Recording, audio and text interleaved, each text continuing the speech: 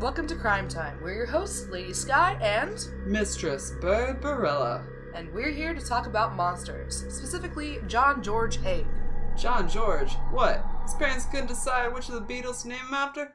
I don't think so. John was born in Stamford, Lancashire in 1909, a bit before their time. His parents were also rather religious and somewhat eccentric is a nice way to put it.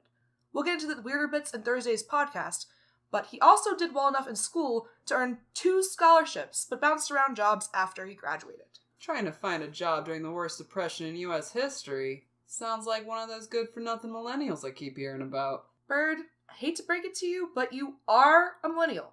He managed to get married in July of 1934 to Beatrice Hammer. How sweet. Later that year, John was arrested for fraud and sent to prison. Beatrice was pregnant by him at the time. She gave the baby up for adoption and left John. His family disowned him at this point as well. Wow, that escalated quickly. Yet he didn't learn. After he got out of prison, he moved to London and worked fixing machines for the owner of an amusement park. Wait, I thought we were talking about a murder or something. This isn't what I signed up for. We're getting there.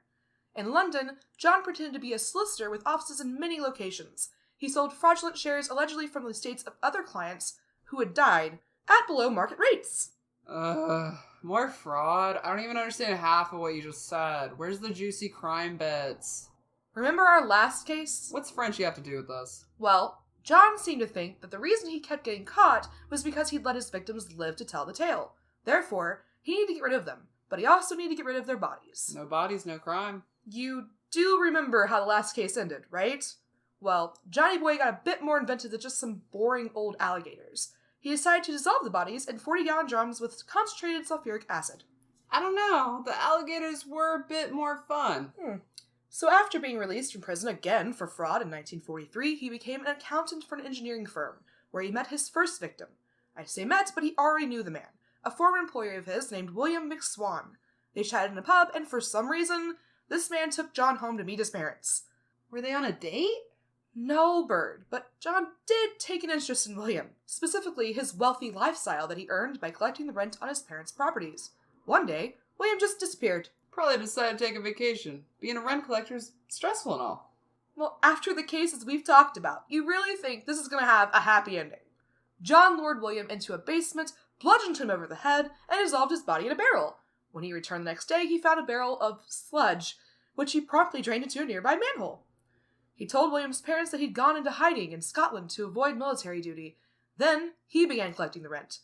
William's parents caught on rather quickly, so John gave them a nice acid bath too.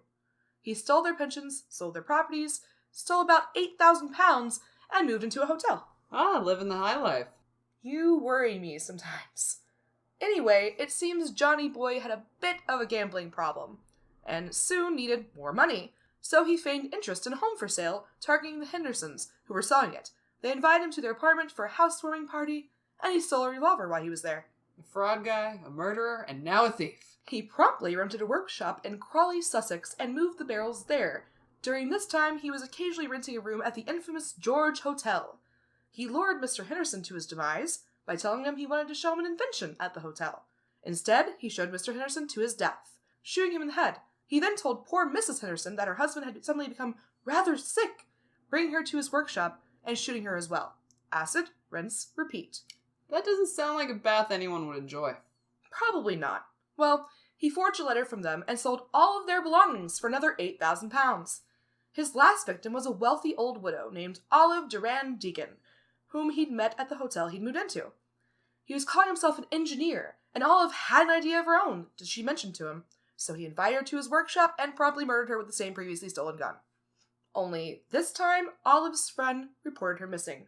The police soon discovered John's history of fraudulence and searched his workshop. There, they found a dry cleaner's receipt for the Persian coat he'd stripped from Olive. Yeah, but no body, no crime, right? Yes, but pieces of a body were just as well. When John moved his acid barrels, he didn't count on the lack of a place to drain the body sludge. He was already draining it in a pile of rubble out back. Let's just say they didn't need very much to determine there had been a murder. If you want to hear the gorier bits, we save that for the podcast. Now, John asked the detective inspector, "Tell me, frankly, what are the chances of anybody being released from Broadmoor?" He replied that he couldn't discuss that sort of thing. John replied, "Well, if I told you the truth, you would not believe me. It sounds too fantastic to believe. After this, he confessed to killing the McSwans, Duran Deacons, and the Hendersons. Not only that, but he also confessed to murdering a man called Max, a girl from Eastbourne, and a woman from Hammersmith, though these have never been confirmed. He was arrested and charged with murder, tried to play the insanity card claiming he drank the blood of his victims. We'll get deeper into the trial in the podcast, but he was ultimately found guilty and sentenced to death. He was hung on August 10th, 1949, and that brings us to the end of our case. If you liked it, leave a like. If you're new here and would like to know when we upload, hit that big bloody subscribe button and the tiny bell next to it. Also, check us out on Twitter, Facebook, and those links will be in the description below. To hear more about this case or our previous cases, we do a more in-depth podcast for each case every Thursday. That link will be in the description as well. But make sure to leave a shitty comment, they're the best. And as always, be wary of the monsters out there.